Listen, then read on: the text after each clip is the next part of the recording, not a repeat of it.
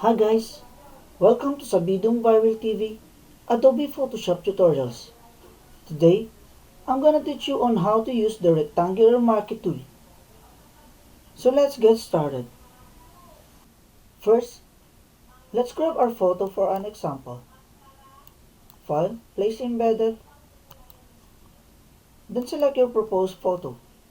Then, press Enter on your keyboard.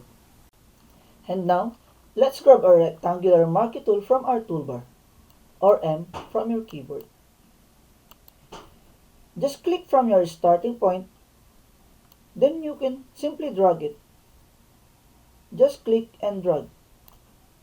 And now we had already a selection from our photo. After selecting the portion that you want to use, you are allowed to move your selection. For example, you want to use this portion. You can simply hit or press Ctrl J from your keyboard.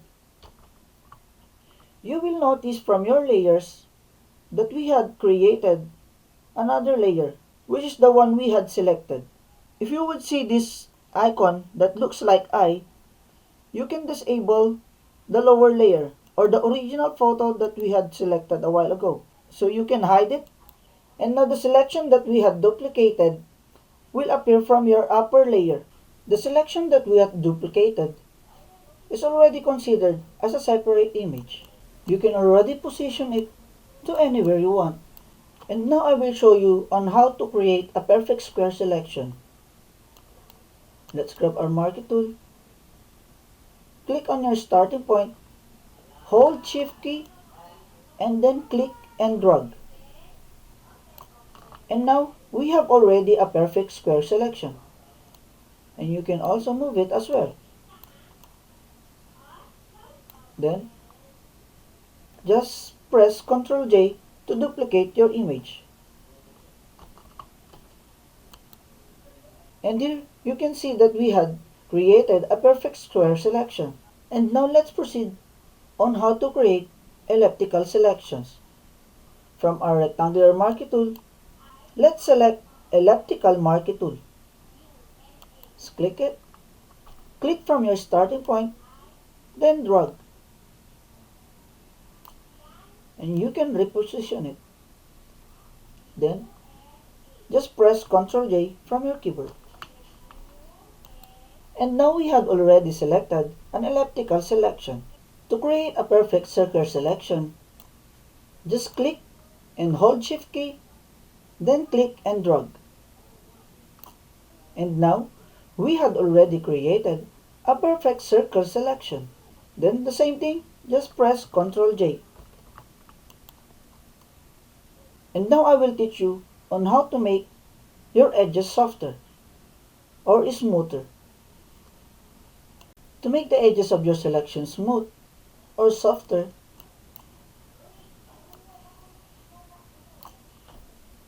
let's press Shift F6 on our keyboard. And then you can set the feather of your selection. This will determine the softness of the edges of your selection. For example, we will put 8 and then click OK. After setting the feather of your selection, you can already press Ctrl J to duplicate your image. And let's hide this layer. And now, as you notice, we had a very smooth edge of our selection.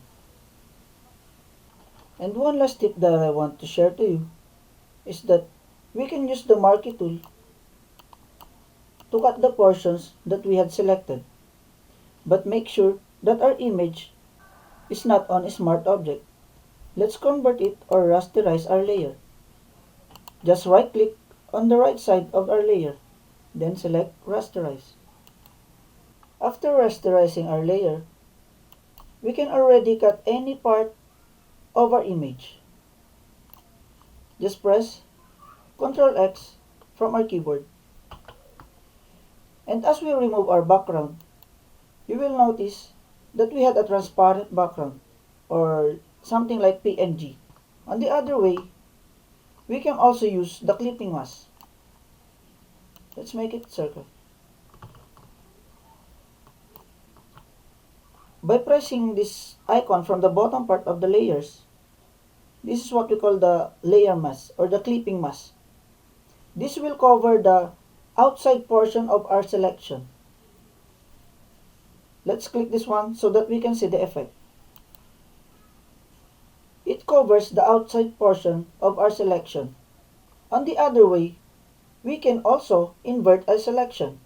It means we will select the outside portion of our selection. Just press Ctrl-Shift-I from our keyboard. After pressing the clipping mask, we will notice that it covers the portion that we had not selected.